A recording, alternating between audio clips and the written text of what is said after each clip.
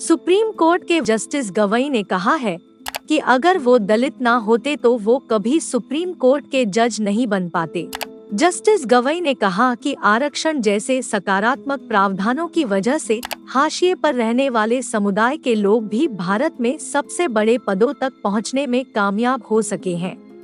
उन्होंने कहा, यदि सुप्रीम कोर्ट में सामाजिक प्रतिनिधित्व के तहत अनुसूचित जाति के शख्स को इसका लाभ नहीं दिया गया होता तो शायद वह 2 साल बाद पदोन्नत होकर इस पद पर पहुंचते। जस्टिस गवई ने अपने आप को एक उदाहरण के तौर पर पेश करते हुए कहा कि सुप्रीम कोर्ट में उनकी पदोन्नति 2 साल पहले की गई क्योंकि कॉलेजियम दलित समुदाय के न्यायाधीश को बेंच में रखना चाहता था।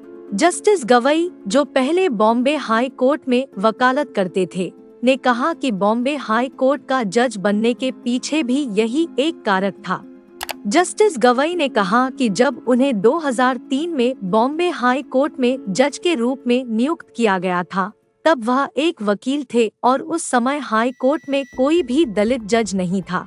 आपको बता दें कि जस्टिस गई को 14 नवंबर 2003 को हाई कोर्ट का जज बनाया गया था।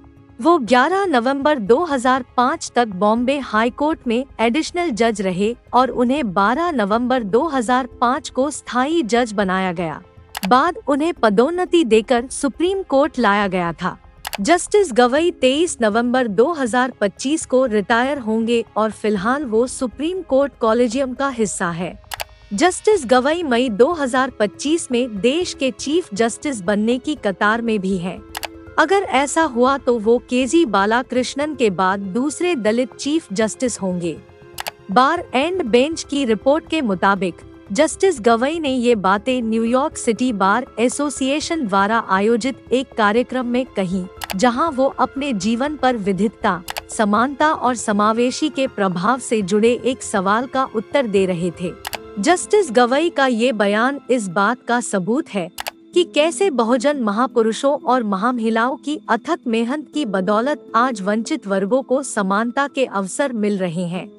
अच्छी बात ये है कि इतने बड़े पद पर पहुंचने के बाद भी जस्टिस गवई को ये याद है कि उनकी शुरुआत कहां से हुई थी, जबकि कुछ लोग मामूली सी बढ़त हासिल करते ही अपने पुरखों के एहसानों को भूल जाते हैं। इस बारे में आपकी क्या राय है? कमेंट करके बताएं और वीडियो को शेयर करें। साथ ही द न्यूज़बीक को सब्सक्राइब करना ना भूलें। वीडियो के अंत में आपसे एक छोटी सी अपील। साथियों, अगर आपको द न्यूज़बीक का काम पसंद है और आप चाहते हैं कि हम यूं ही अम्बेडकरवादी पत्रकारिता करते रहें, तो हमारी आर्थिक मदद जरूर करें। आप अपनी स्क्रीन पर दिखाई दे रहे इस QR कोड को स्कैन करें और न्यूज़बीक फाउंडेशन के खाते में अपनी दान की राशि भेजें। QR कोड के अलावा आप UPI के जरिए भी मदद कर सकते हैं। आप हमारी UPI ID newsbeak@YesBank पर भी मदद भेज सकते हैं। इसके अलावा आप हमारे अकाउंट में भी मदद भेज सकते हैं। खाते का नाम है न्यूज़बीक फाउंडेशन, अकाउंट नंबर है 02358800000640। IFSC कोड है YesB000235। बैंक का नाम यस बैंक है और ब्रांच है नेहरू पैलेस, दिल्ली। आप डोनेशन के एवज में इनकम टैक्स में भी छूट पा सकते हैं। डोनेशन की रसीद पाने के लिए ट्रांजैक्शन का स्क्रीनशॉट हमें भेजें। टाइप करें डोनेशन स्पेस आपका नाम और हमें 8595794224 पर व्हाट्सएप करें।